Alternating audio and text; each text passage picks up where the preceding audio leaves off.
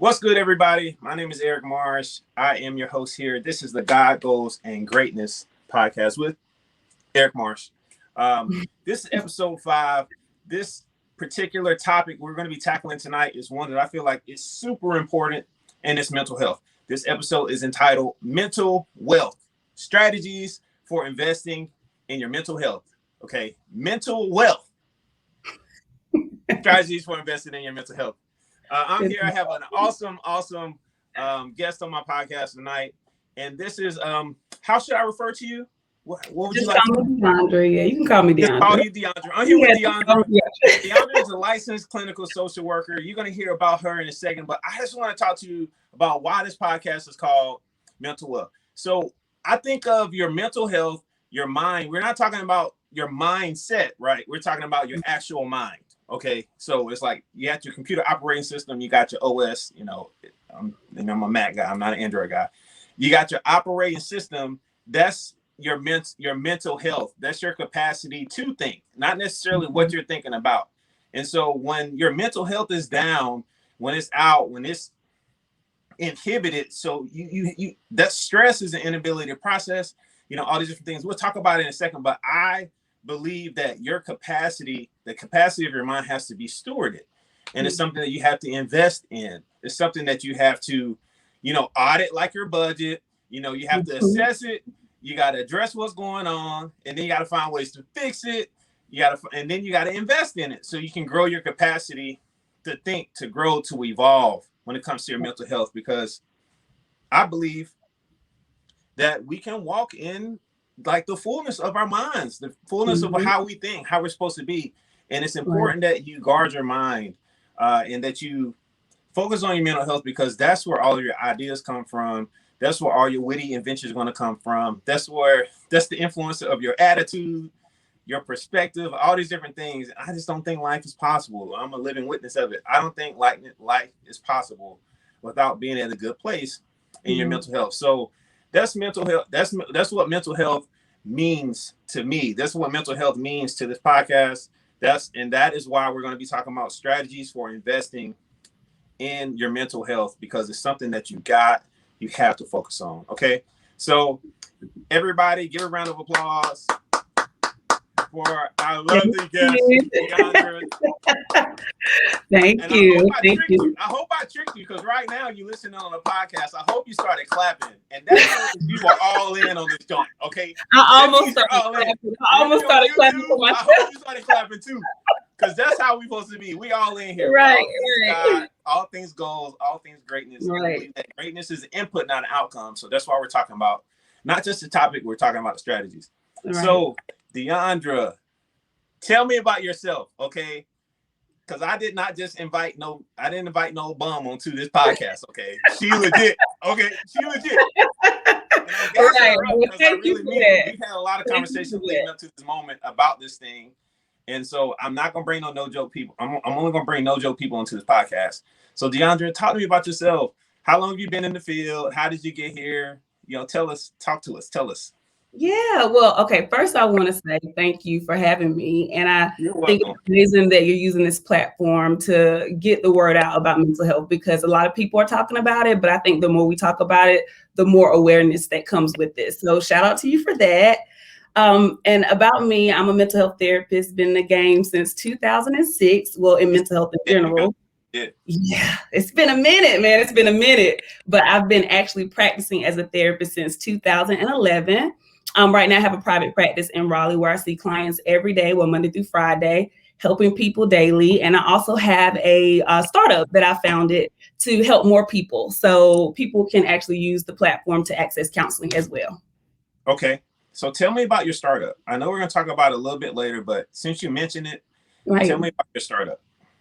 So about 2.5 years ago, life was happening for me. And I thought to myself, okay, I love seeing the clients that I see. I love them, but I don't have enough time to see everybody in enough space. So I developed a platform that allows people to just go online and find a counselor. Like, they literally can put in their preferences and they'll be able to find, schedule, and see a therapist all in one location. And so it's going to allow a lot of people to have access to care that normally would not have access to it. So I'm super excited about it. It's really dope. Okay, so you're eliminating those barriers to entry, because I know a lot of people, especially me, when I was looking for a therapist, I was like, it took, I wasted maybe, Facts. it took me about a week for one. It took me a week. Right. But then I wasted some of my free visits, visiting folk, because I couldn't really get them to get a phone. I was like, I'm just picking people. But and so you can really look according to your preferences. Right. Okay. And that's interesting that you say that, because I'm transparent about everything. Even as a therapist, looking for my own therapist, it took forever to find that person, because you have to pick up the phone. You got to read the bios. You got to wait for the phone calls back. And so I just want to eliminate all of that, because I feel like when you're stressed out, the last thing you really want to do is be more stressed in getting help. So that's the goal of it. Yeah. So why did you choose this field? Like, if you have a startup, that means you have an entrepreneurial spirit, right? So you could be doing anything in the world. You could be anywhere in the world. Why did you choose this field? Like, what drives your passion for helping people when it comes to this? Right. So just to be honest, at the very beginning, I happened upon it. Okay. So 2 friends and I decided to go into mental health. And I'm not sure if you're familiar with community-based mental health, where you go into the homes, you provide therapy and all that good stuff. Yeah. So we actually had a company that did that for like 3 years. And so what happened is that we closed, and I decided to go my own route with continuing with mental health. And I decided to get my license in therapy. And so that's how I just continued it, because I loved it. I love helping people. I love allowing people to come into my space and feel safe to figure out how they can just feel better. So that's what matters to me. Okay. What are some things that, you commonly see? Like, what are the most common things that you see that people deal with when it comes to their mental health? Anxiety and stress. Every day I see people who are anxious just about life and stressed out just about life. And so they come in, they're like, how can I make things easier for myself? So literally about 75% of my caseload is anxiety and stress, which is crazy, right? Like, you wouldn't think that, but it is the heaviness of the world, the heaviness of life. Yep. And life just happens, man. And I believe that, life happens, but you determine what happens to you and what happens in you. Right. As a result of what's going on around you. Like, what does stress look like? And I know this is like one of those questions where it's kind of like, it explains itself, but I want to make sure that anybody, wherever they are on the spectrum of their understanding of mental, can get there. So how do I know if I'm stressed out? And that's a good point you made, because I think right now when it comes to mental health, it's either I have no problem or I have an extreme problem, right? Like, it's unmanageable, right? Like, I just cannot bear it anymore. And people don't recognize that there's a lot of gray area in between, like, severe mental illness and not having a problem. And so stress can literally look like I'm just overwhelmed. I have a lot on my plate. I'm exhausted. I'm tired. I don't know how to balance my life. And so at that point, you just throw everything up, right? Like, I'm feeling so overwhelmed. I do nothing. I worry about things I have no control over. I overthink things. And so that's literally anxiety and stress. But if it doesn't look like severe mental illness, we don't acknowledge it. We suppress it and minimize it, as opposed to saying, I'm just stressed out, So it can look different for everyone. It literally can. For me, when I first called, my therapist's name is Leah, and I would like to say I met her when I was on the the low end of the spectrum. I was in a crisis. I was straight in the mental health. I was in a straight mental health crisis when I finally picked up the phone. Right. And the person that told me I need to get a therapist was my primary care physician. Really? Yes. What? Because I ended up in, long story short, I ended up in the emergency room because, I keep it 1,000. We're keeping it 1,000. Okay. Right. That's the best way. And authentic, I was stressed out at work. I was having trouble sleeping. I started taking melatonin and all that stuff. sleeping and stuff is me not being able to sleep at night is very, very bad because I have narcolepsy. And so Mm-hmm. I had this to fall asleep. And so when my sleep rhythm gets off, it throws my whole thing out of whack. But what got me was I stopped being able to use the bathroom. Okay. And then when I started being able to use the bathroom, my stool was bloody. This sounds very graphic. But no, this is what led you to the doctor. Like, just like when you wipe your nose, you look at it, one day and you like, man, I can't use the bathroom. But then you realize like your stool bloody. I had stress ulcers. I had stomach ulcers from being so stressed. And my doctor said, I'm gonna recommend 3. First of all, your job ain't gonna change. You gotta change. You need to get a therapist. I like your position. It's gonna kill you. Like, it's gonna kill you. I know you're a friend. I have a Black primary care physician. He's like, you need to get you a therapist. Like, for real. Because if you're not gonna quit your job, if you can't quit your job and find a new job and float yourself, which I could not. Right. You gotta learn how to cope. You gotta learn how to cope if you cannot. Right. And so what do you think in that? It took me so long to get to that point. I don't want to ever be in a crisis again. Right. And so I go consistently now. What do you think are the things that are keeping people from making that step? Like, why do people wait that long? I know almost everybody that I know that got a therapist in the same situation that I got one. Yeah. And it's this analogy, right? Where painkillers and vitamins. Normally people just don't go get vitamins unless you're trying to live a healthy lifestyle, right? You go get a vitamin at that time. But a painkiller, when you feel it, you will go get that because you can feel it, it's needed, it's necessary. And so until people are in crisis, they don't realize that it's still necessary to focus on your mental health. And that's the problem because we skip that whole step. We're used to struggle, right? We are literally used to struggle. And if it doesn't feel uncomfortable, then it's not, like I should be feeling uncomfortable. We're used to it and you don't have to. So that's the difference. Like you feel it and it moves you to do something as opposed to being proactive about your mental health. And you got to be proactive. Like the example that I was given when I really started addressing my own anxiety, said anxiety is like writing a mental psychological check for something that you may for a bill that may never come. Right. And so you're there like, and that's why I say it's wealth, mental wealth, because we are human. We have limited capacity. And the more space and capacity you give to stress and anxiety, the more that stress about that thing. Right. I realized the things that I was worried about were taking up way more space. These psychological, these ghosts, right? Because they weren't real. You literally feel like the more that I try to control, the more at peace I'll be, right? If I could just align everything and put it in order, then my life would be so much easier. But then you start aligning pieces that aren't even necessary and you're filling your brain up with things that aren't important, but you feel like it works, right? But it's really not. It's really not working. And so that's what's happening for a lot of people, just trying to control things that we don't have any control over.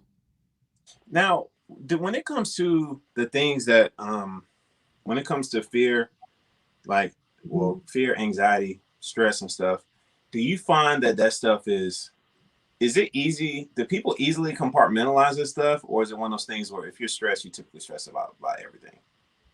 It just depends, right? You have generalized anxiety where it could be literally anything. So if it's something that's this small, you can make it this big. And then it could be depending on the situation. If work is stressful, you may focus solely on work and just be stressed about that. So it really just depends on the individual and what they're communicating. That's how we kind of know how we tackle the problem. Okay. And so how do you tackle that problem? So do you spend more time, in your experience, kicking indoors when people come in? Like they come be like, hey, pulling stuff out. Like, I know it takes a level of vulnerability and transparency, like how, I know that was me. All right, I'm gonna do it. Right. As I can tell. just coming in and being able to talk about how you feel, right? Like that's just difficult for anybody. I'd be like, no way. Right, and, right. Back to that, because as y'all know, we just exited Mental Health Awareness Month, okay? Yeah. And that's something. So y'all probably seeing social media posts and all this stuff everywhere, but I believe that that's something you got to do every day, okay? This mental health thing is something you have to address every single day. If you only look at your finances for 1 month out of the year, that's a problem. Let me pray for you. Right. A lot of this, but that's the reality. A lot of people only look at their finances when they come down to tax season. February, they know. Right. Crisis mode, right? Crisis mode in a sense. Pull up the 17th. I need to get this done. Lord, what are my receipts? I need to make sure. Right. But it's something you need to do every day. And so, and then also we're leaving this Mental Health Awareness Month into Men's Health Month. Health Month. And so we'll be talking about that in the next episode around men's health, around specifically mental health topic. But when it comes to the everyday management of your mental health, how do I do that? I know that you have a healthy way of living. I follow you on social media. I follow your business and your personal page.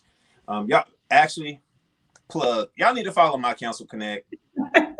Thank you. Y'all need to go ahead and follow that. Follow it on Instagram. Follow it on Facebook. If you watch it on YouTube, you'll see it right there. It's right. My Counsel Connect. MyCounselNnect. My Counsel Connect. Please follow her. By following her, she drops videos. She drops content. It's something that you'll need. I mean, I'm telling you, that's the kind of stuff. What she does is kind of stuff you want in your timeline.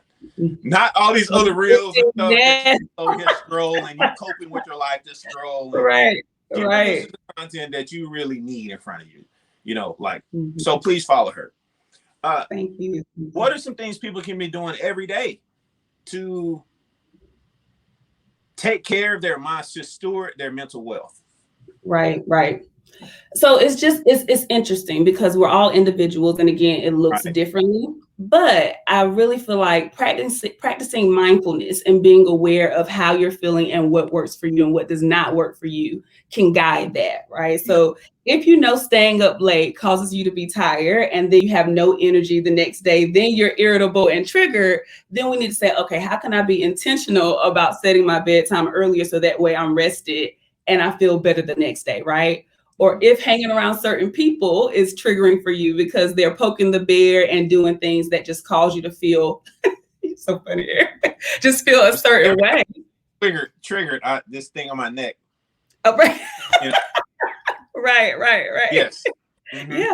It's just being insightful about who you are. But a lot of times you can't see that because we are looking from within ourselves, and that's why it takes you going to counseling to kind of process what's working for me, what's not working for me, so you can figure out how do I resolve that and what do I do to change my lifestyle. So I highly recommend everybody take this advice, and we're all different. We all require our own specific needs, right? Specific resources, support strategies, or what have you. You should check in, man. Like you checking in with your car, you checking with your finances. Yeah, you need that routine maintenance on your mind. Go in and just talk. Catch up with your therapist. Like don't just exit stage left now that you can sleep at night. Right. From the breakup you talked about or whatever. And it's a safe space. I mean, I don't think people do not know what therapy looks like if they don't go and sit down with a therapist. And so there's a little fear around therapists having button-up shirts and being super professional, and they look down upon you, and that's not what happens. I'm a therapist. I'm a Black female therapist. And so when you come sit with me, we sit together and I can relate to you and understand how you feel. And I create a safe space. This is your space. And so it really is about you. Every experience, every time you walk through that door, it's about you and your needs and making sure you walk away feeling healthier and happier, whatever that looks like. So that's the goal, just of therapy in general. Yeah. And I would say get yourself a therapist that loves people and that wants to connect with you, because I don't know a therapist that does not really love the work. Yeah. Yeah. Because if you don't, you're not graceful, or you will not last. Like, right. You won't last. You won't last. I used to be a consultant for the Department of Social Services. People come in, they drop like flies. But once you fight over the hump and you love it, then you're there. You're either there or you're not. Right. It's a passion career. Like, it's a passion career. And so she mentioned button ups. Like, my therapist said, I came in. The first conversation we had was not even about my mental health. Like, let's just be completely 1,000. Right. She cycles. I cycle. I had my bike on top of my car. She had her bike on the back of her car. And she was like, oh, I saw when you pulled up. I was like, I hope that's him because he cycles. I was like, yeah. Isn't that dope? They break those walls. They're professionals at tearing down those walls of vulnerability and building that connection. But it's not to be invasive. It's really for your best interest. But that is why you have to make sure you do your due diligence and really connect with somebody that vibes with you. Like, right. My therapist, I will probably never leave Leah. Like, because that's wonderful. I met Leah in 2014. right. We were every other week now. We took like some time off. We broke up for a little while because I was kind of like, I don't know if I want to do this anymore. But I was like, man, hey Leah, so can we talk? Anytime. Right. The best friend is always there. I had someone tell me, they said privacy is protected by law. Like, it's a real thing. Like, the homies you got are not legally bound to hold you. Exactly.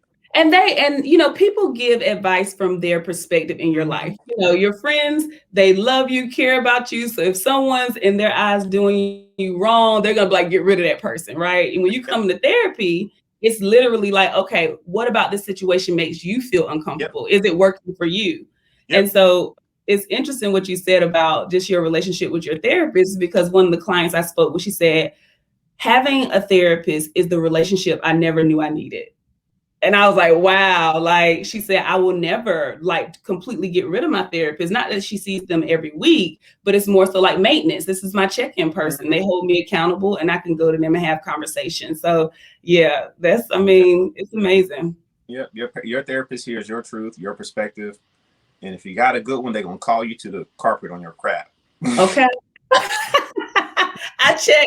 We're not looking for a comforter, okay? We're looking for a counselor. Love. You know what I'm saying? I don't want a comforter. I want a counselor. Right. She comforted me, but then she's like, "Oh, Eric." Right. So, do you think that was the right thing to do? She said, "Last week I let you kind of talk." But let's go back.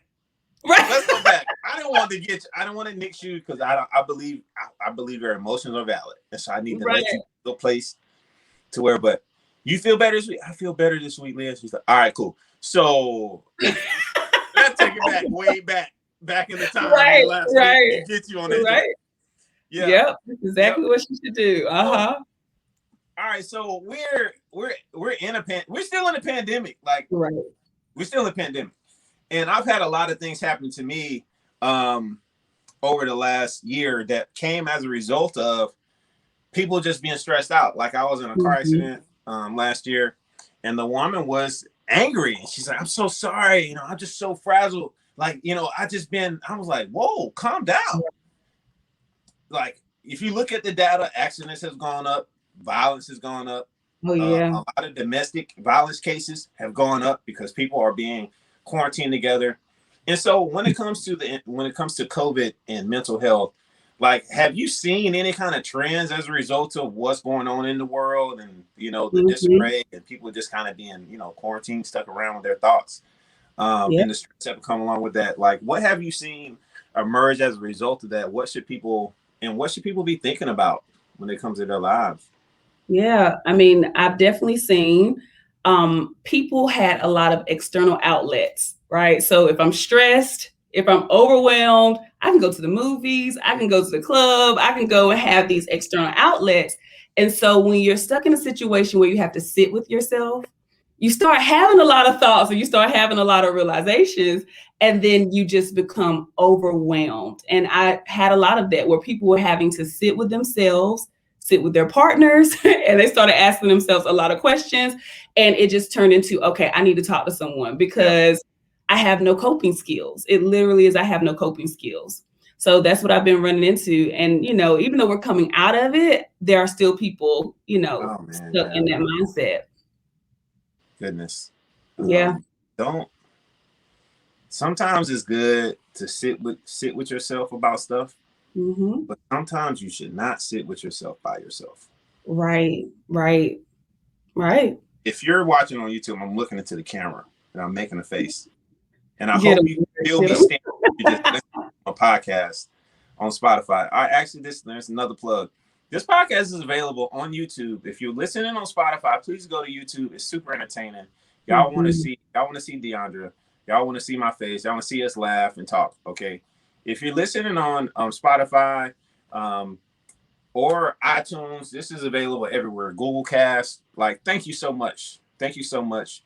Please follow the podcast, and also please subscribe to the YouTube channel. There will be exclusive content coming out to both. And so there's an incentive for you to follow the YouTube channel purely and also follow the podcast purely. I want you to do both. Okay? I want you to do both. Right. Thank you so much. Look, so that's that COVID piece. You shouldn't be sitting with yourself by yourself. Okay.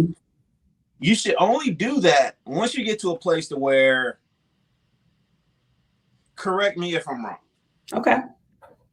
Because you're the professional. I'm listening. You to check me on my stuff. I'm listening. Let's do it.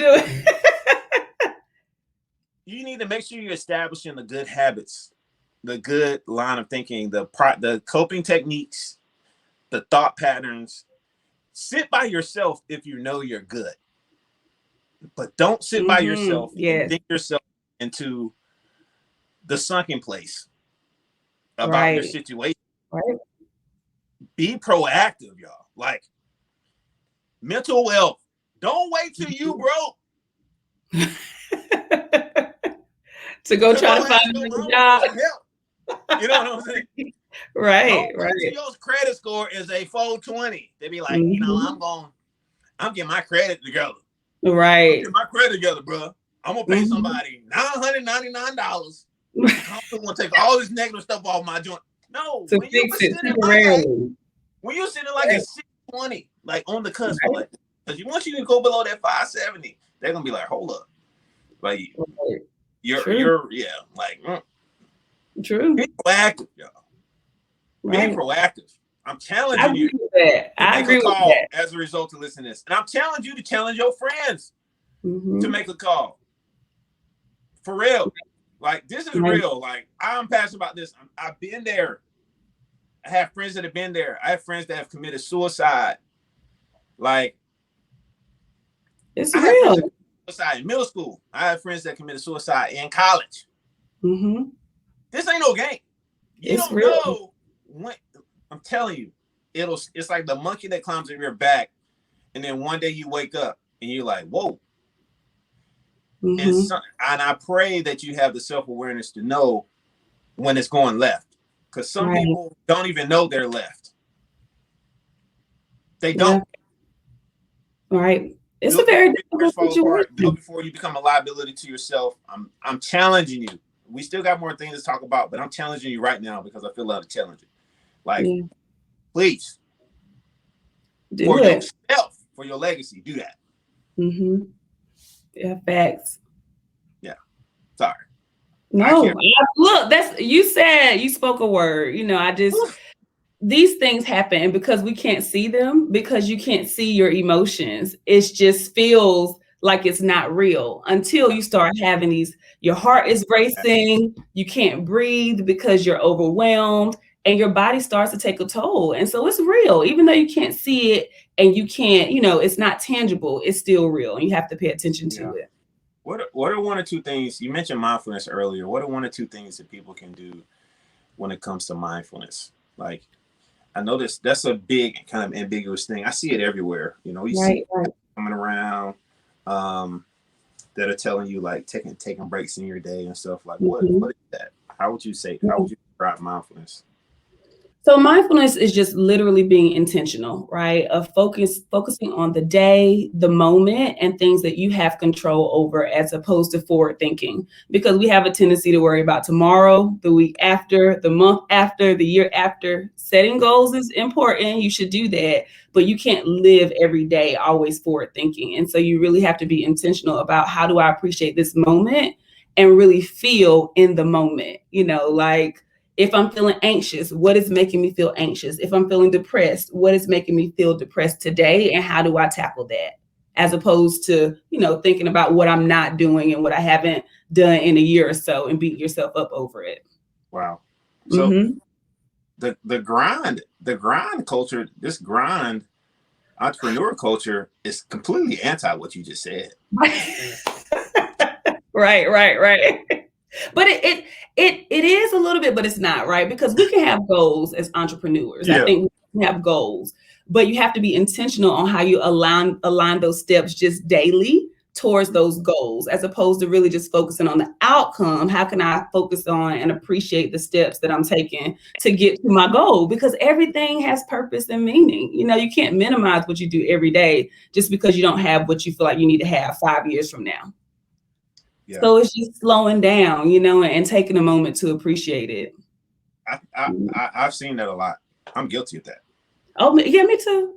Me too. That. And a lot of people don't know it, but they've made an idol out of tomorrow. Yeah, just like out of struggle, like we can. My struggle got me here. Did it really? That's something that you go through, that struggle stuff, but it's not something you should build your life on. Right. It doesn't have to be that way. No, it does not.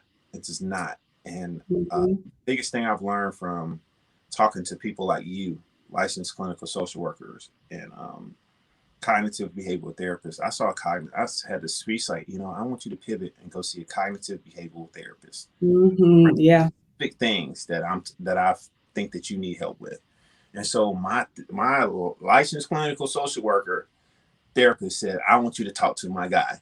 Right. You need to go talk to this guy. But I think we have to do the work, man. We just got to do the work. It's not easy. It's messy and it's hard because you know yourself. You say you know yourself better than anyone else. But it's so beautiful on the other side, to really get to know yourself and tap into all the beautiful things that you may not be able to see because of trauma, because of struggle. You just can't see it. You're looking at life through a certain lens. But what does the other side look like? What does the other side like? Happiness? Good. I know we talked about like, I'm not trying to get nobody to self-diagnose based off this podcast, all right? Okay. You should not be WebMD, not be mental health MD and and my mental wealth as a result of this podcast. Right. Good job. Open the door to get you to trying to get you connected. And that's why I'm talking to Deondra and specifically because she's created something to help you get connected. Thus the name Counsel Connect. Yes. Okay, like this is strategic. Like I invite her on because she has this knowledge, right? But then she got the tech, she got the thing, and it's launching soon. So I have one more question I want to ask you, but I want you to talk about like how people can get connected. Like how can people find someone? Talk about what you've done, and then like, how can people find somebody? Like how can they do that? Right. So the first thing is that if you have insurance, that's always the way to go because, well, depending on your plan, because if you have a traditional plan where you pay a copay of $20, no dollars, maybe $10, you can literally go to that site, your insurance website, and search out a provider that meets that criteria and you don't have to pay.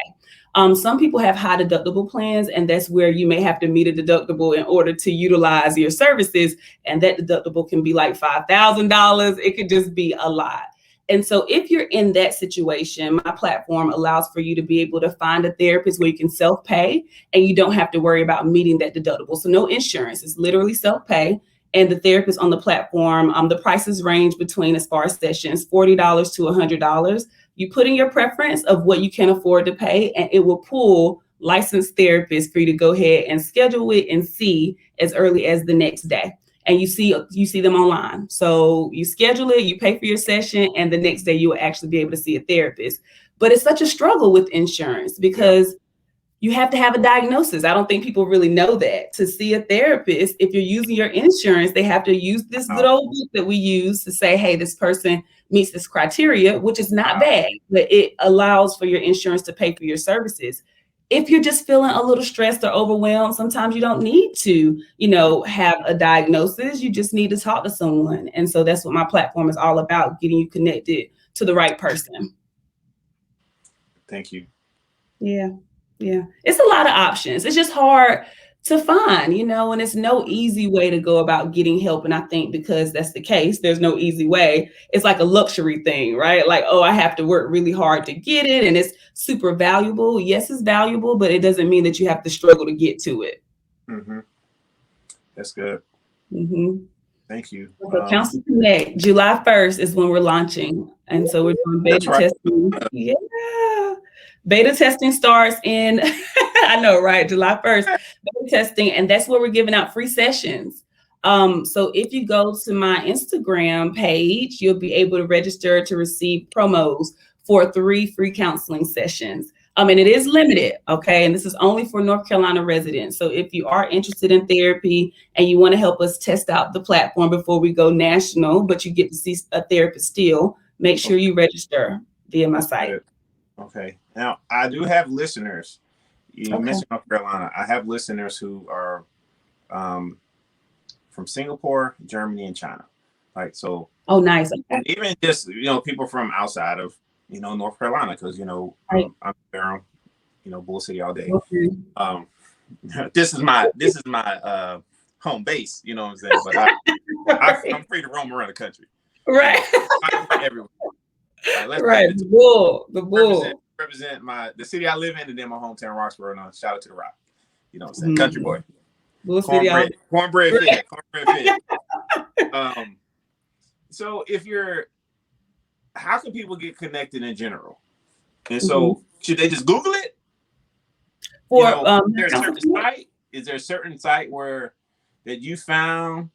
Because I believe, I'm assuming that you created this because what you don't exist. What?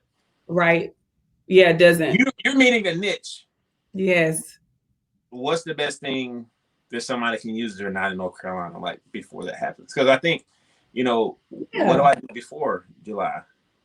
So there are a couple of options, right? There are counselors that offer self-pay rates. You do have to do a little bit more work if you don't have insurance. So if you have insurance, use your insurance. Go there, find a practitioner that takes your insurance so you can pay your copay. That's the most affordable rate. Go online, just Google it, and you can look on the back of your insurance card and it'll tell you exactly where to go. If you don't have any insurance, there are sites like Talkspace and BetterHelp that are available for you to see someone.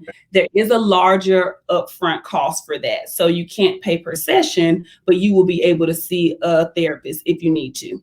And then we have Psychology Today. That's a website, and Therapy for Black Girls. That's a website too that I utilize a lot to make referrals. So there are options. And if you go to my Instagram page, I actually help with that. So there's a referral link. You go there and you say, hey, I'm looking for a therapy.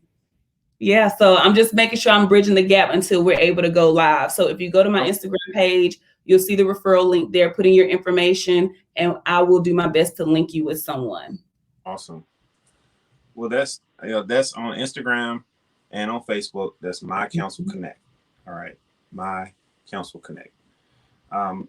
So in closing, I want to talk to you. This is kind of a segue to the next episode. Okay. You know, shameless plug, because I need y'all to come on the 6th. Right. 1, 2, 3, 4, and 5. It's all right. That's what you're supposed to do. 6. But look, man, we just exited Mental Health Awareness Month. It's all peachy. It's been all peachy, you know, peaches and cream. I don't want peaches and cream. It's peaches and green. You know, been all great. But we're moving into men's health month of June, Father's Day. You know, we talk about a lot of stuff. Typically, June is big on Father's Day, but we don't really talk about men's health. Okay, especially as men. You know, I mean, I think I turned 30 now. My uncle's like, all right, you ready to start going to the doctor? I'm like, going to the doctor for what? Like, meanwhile, right. Y'all been, you know, y'all mama's been coaching y'all on, you know, you need to make sure you're going to the doctor, getting checked out on this stuff. You know, you see mammogram stuff everywhere. Yeah, talked about. Right. None about prostate checks. You don't see none about, you know, and I'm always got this stigma around like prostate checks. And then I go to the doctor and say, oh, we do that through blood now. I'm like, huh? Yeah, they can do different things. That's true. I'm like, dang, I've been avoiding even having a primary care physician because my primary care physician is a Black dude. Praise God. I'm here working at Duke University locally. Why don't, when it comes to mental wealth, mental health, and men, why don't men talk about this stuff? You know, I should throw this question back to you, right? You said something. Don't make me do it. Because you said something. Mamas, like with girls, we're encouraged, right, to do certain things.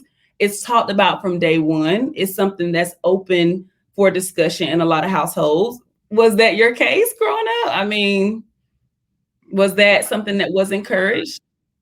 My dad went around. And so I believe that that's a thing, you know?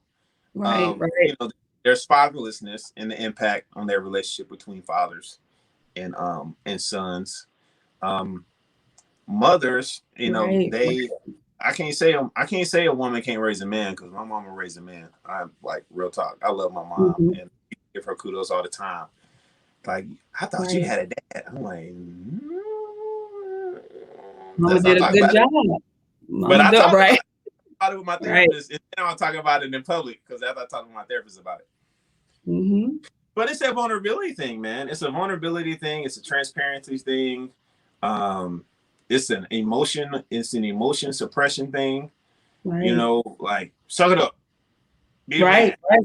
And just these little micro things that we learn and then become these habits turn into, even if it's just in a situation like, hey, don't cry, you know, suck it up so I can get you here and get you bandaged up. It turns into these habits, these suppressive habits. And also, you know, there's the emotional piece, the vulnerability piece, but then also we coach self-reliance into men. Yeah. We coach it into men. Like, you got to be able to stand on your own. You got to be able to own your crap. You got to be able to protect, provide, be a pastor, prophesy, you know, like whatever you want to do. You know, you got to be mental health, you know, Swiss Army knife, you know, for people. But meanwhile, your joint rusty. You know, like, it don't work. It don't work. And like, I have personally been there in this sunken place, you know, not talking to nobody about what I'm doing because I'm like, man, if I tell her, she's gonna think I'm less of a man. And in some cases, that's the truth because that's how she's raised. Right. If your man come to you crying, he ain't no man. Right. And it's all learned behavior. If we think about what it's all learned behavior, and it's taught from a very young age. And what I challenge my clients on is, just because somebody told you something doesn't make it true.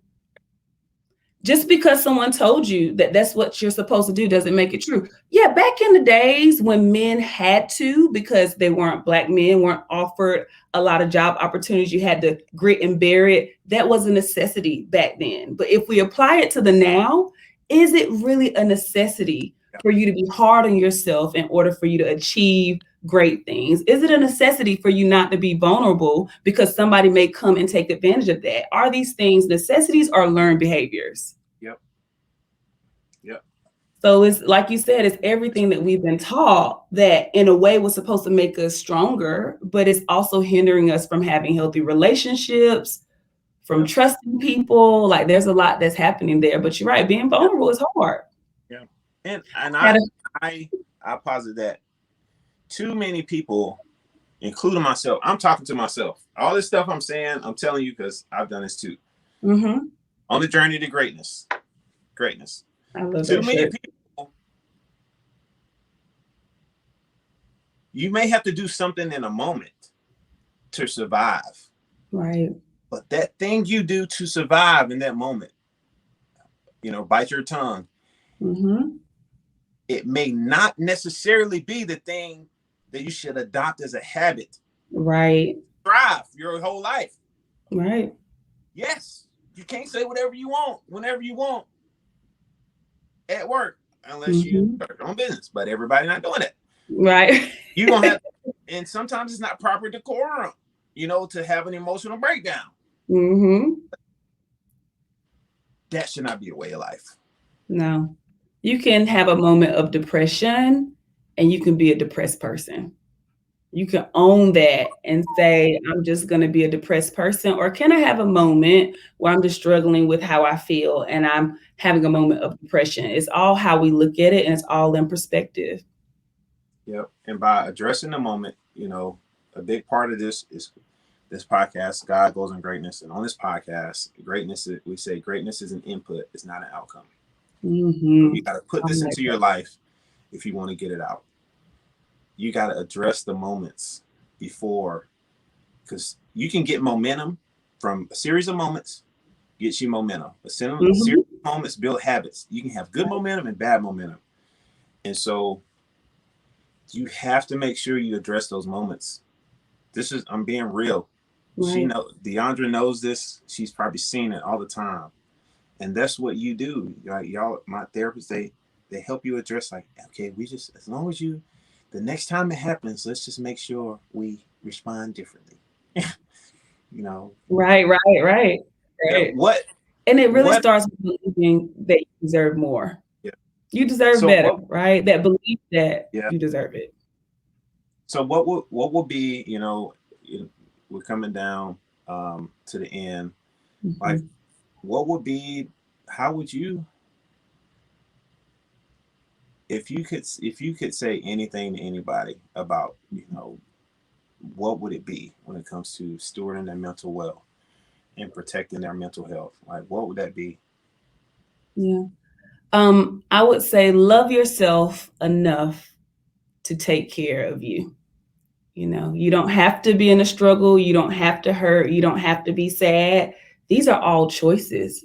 And you have the ability to have control over your life. Sometimes you just don't see it. And we're here to help you see it, to help you see literally that you can live and be the best version of yourself. You just have to believe that it's true and take that step.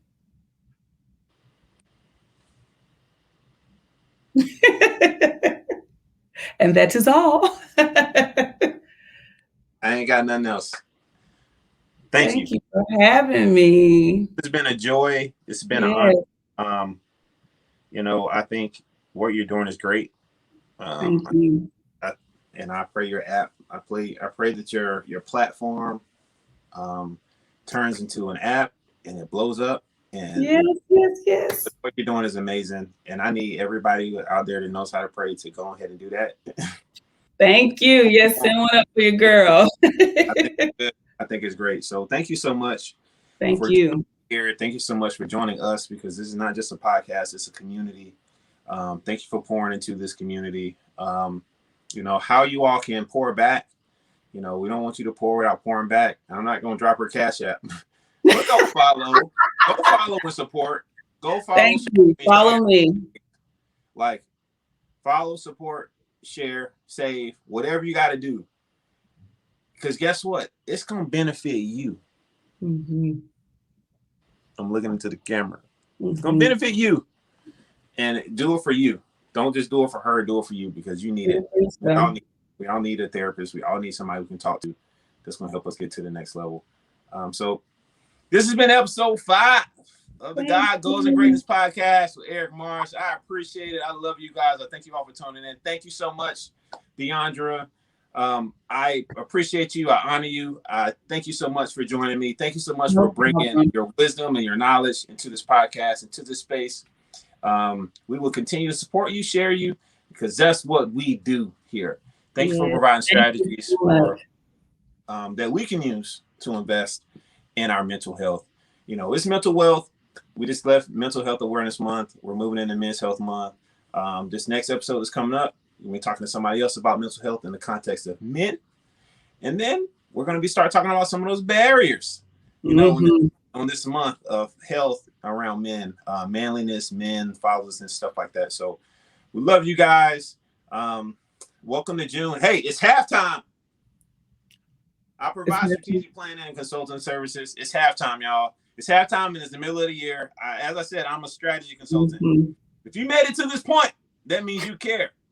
I'm not dropping these pitches and stuff at the beginning because I'm not selling.